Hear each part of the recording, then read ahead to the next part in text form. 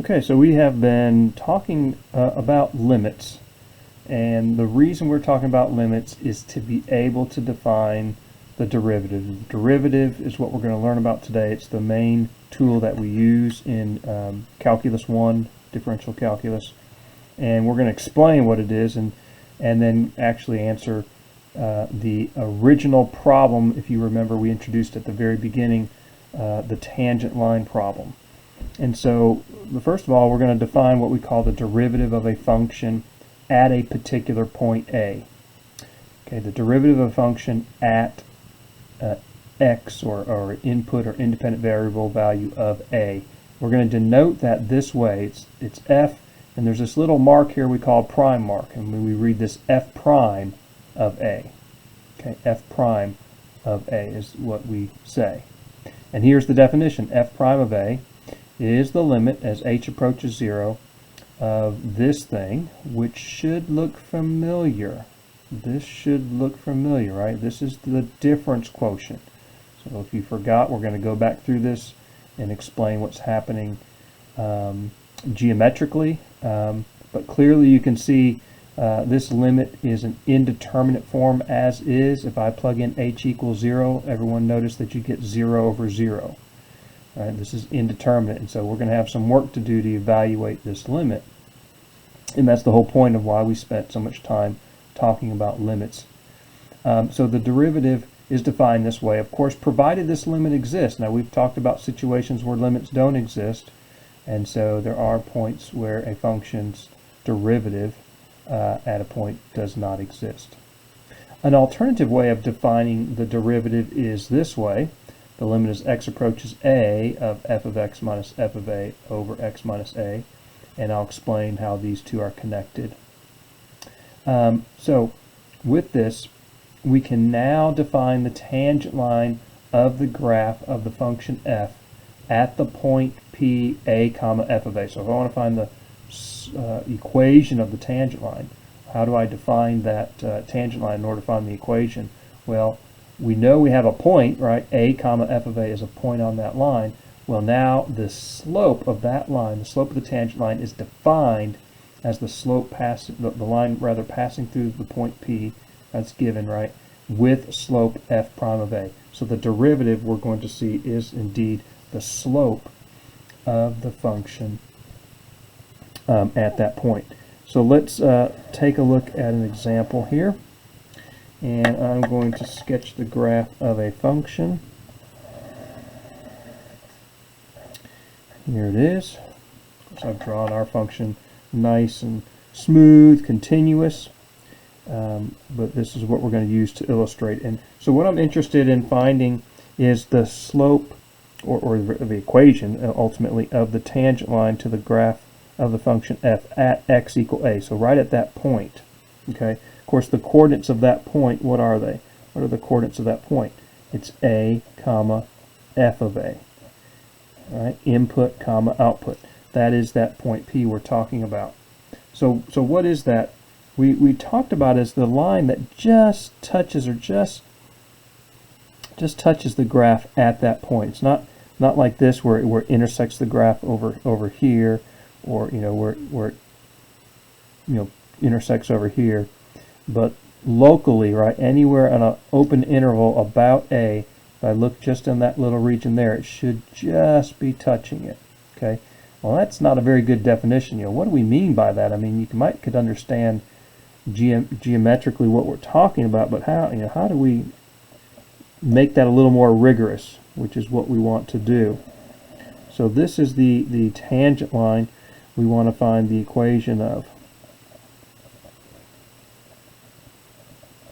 This is the tangent line at, of course, x equal a. Obviously, the tangent line changes as the point moves along the curve.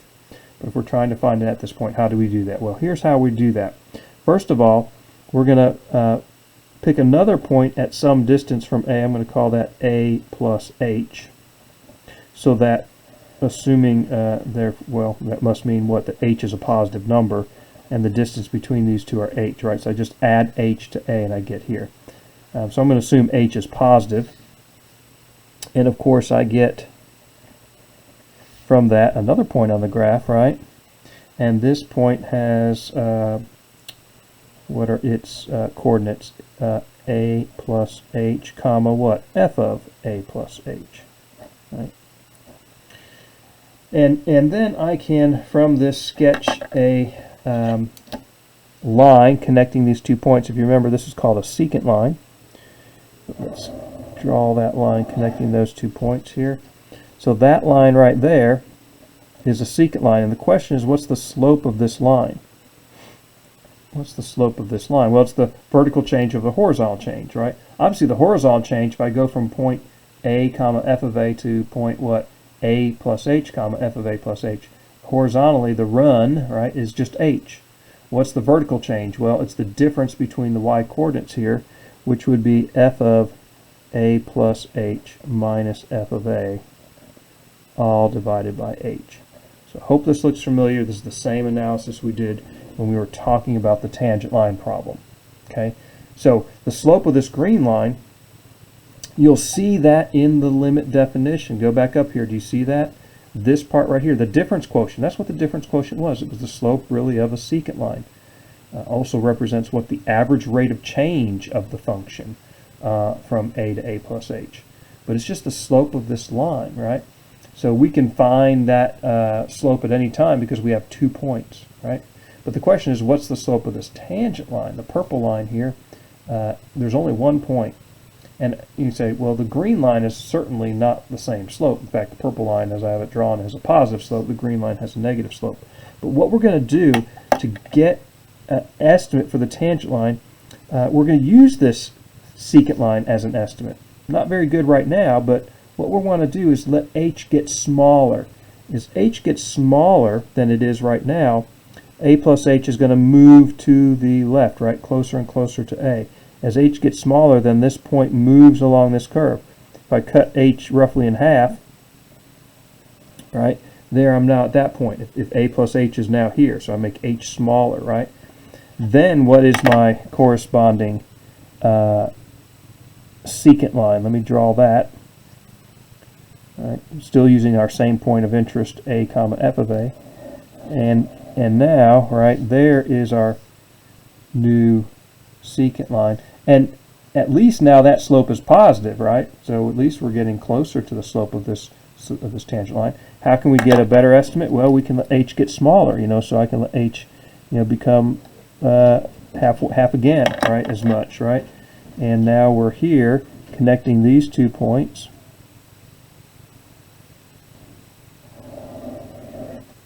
There's our secant line. It's getting closer to the tangent line. And so you can see as h gets closer and closer, as we take the limit as h gets closer and closer to 0, let's cut it a little bit more than half again if I get to that point.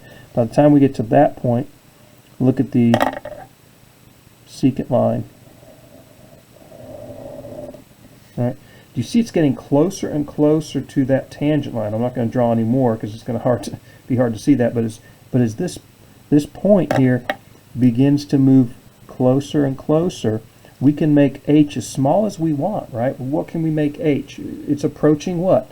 It's approaching 0. We're taking the limit as h approaches 0. So I can let h be what? I can let h be 0.1, 0.01, that's closer to 0, 0.001, and I can keep evaluating this difference quotient.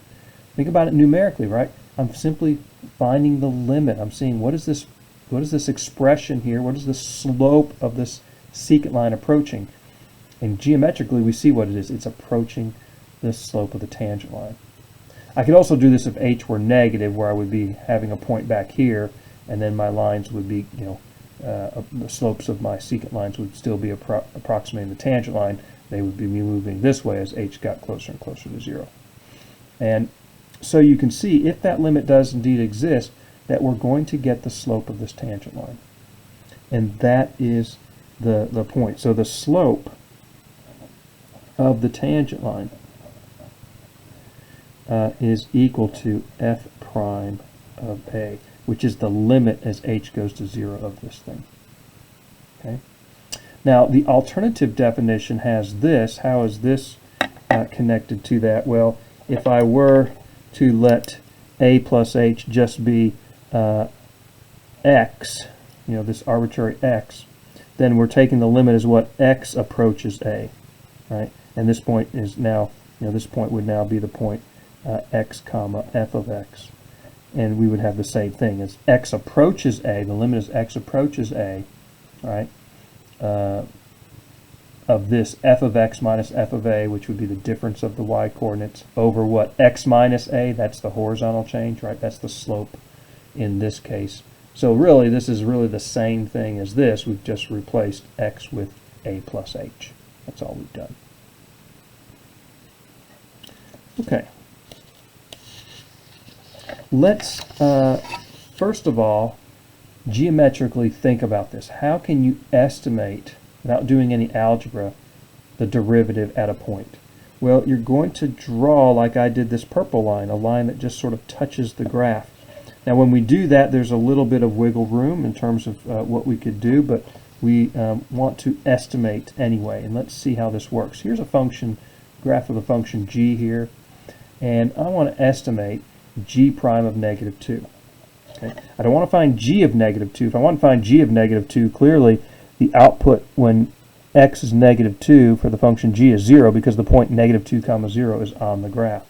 But what I'm trying to estimate is g prime. That's the slope of the tangent line. So I want to take my straight edge and I want to get it real close locally so that it just touches that point. Just touches that point. Now there's a little bit of wiggle room in there, right? I don't want to wiggle too much because then I'm intersecting the graph a couple times real close. I don't want to be doing that. I just want to touch it. I don't want to have it like that where I'm passing through the line. You don't want to have it like that, passing through the line. Locally, you just want to skim or just touch the line. And so there's a little bit of wiggle room there, but basically this would be one possible, interpretation for the tangent line at negative 2. And now to estimate this value, how do we approximate it? We're estimating the slope of this line. How do we estimate the slope of this line? Well, we know the point negative 2 comma 0 is on there. What's another point that's easy? There's lots of points on the line, but the one I'm going to pick is at negative 1 maybe, which is right about there. Okay, and what are the coordinates of that point there? About x is negative 1, and y is about what? About 3.5, right? About 3.5. Okay, maybe say it's 3.6, maybe say it's 3.4. It's somewhere in there, right? And so what's the estimate for the slope of our line? The slope of this line would be the vertical change, which is the difference of the y coordinates, 3.5 minus what? 0, divided by the change in x, which is negative 1 minus a negative 2. Right?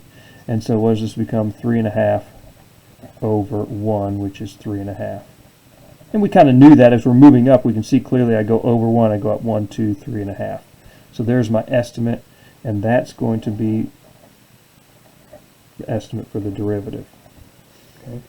Now again, there's a little wiggle room in here, so you might have a slope that's 3.6, okay, or 3.4 or something like that.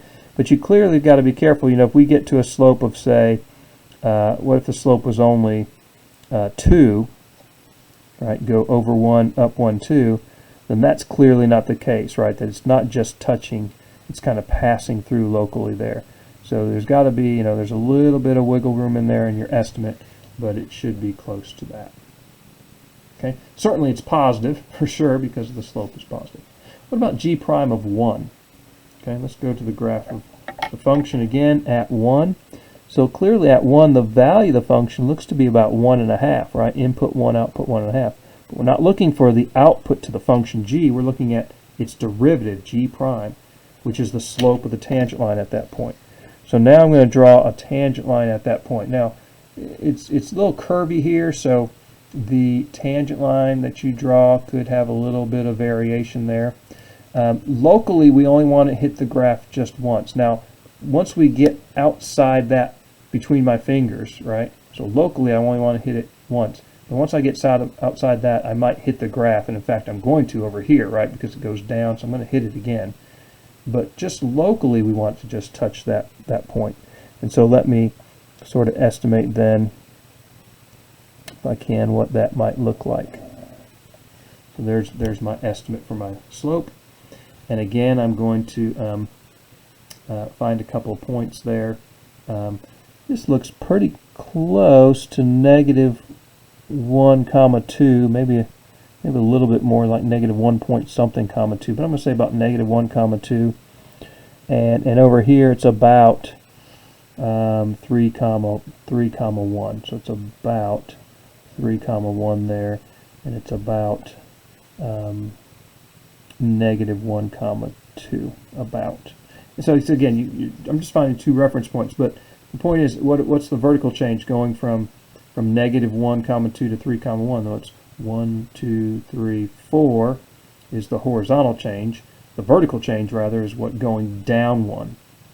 Right, so if I go down 1, then and over 4, what's my slope going to be? The slope is going to be about what? -1 in the vertical change, 1, 2, 3, 4 in the positive change. So I'm going to estimate that at about -0.25. Okay, there's my estimate. What about g prime of -1/2? G prime of -1/2. So -1/2 is there. And if I look at what's the output at -1/2, well, to the function, it's about 2 point something right there. But again, I'm not looking for the output to the function, I'm looking at g prime. So what is the tangent line looking like there? Well, if you look at the tangent line there, what do we realize? It's pretty close to being what? What type of line? A horizontal line, right? A horizontal line. And what's the slope of any horizontal line? It's about 0. So that's how we're going to be able to estimate derivatives graphically.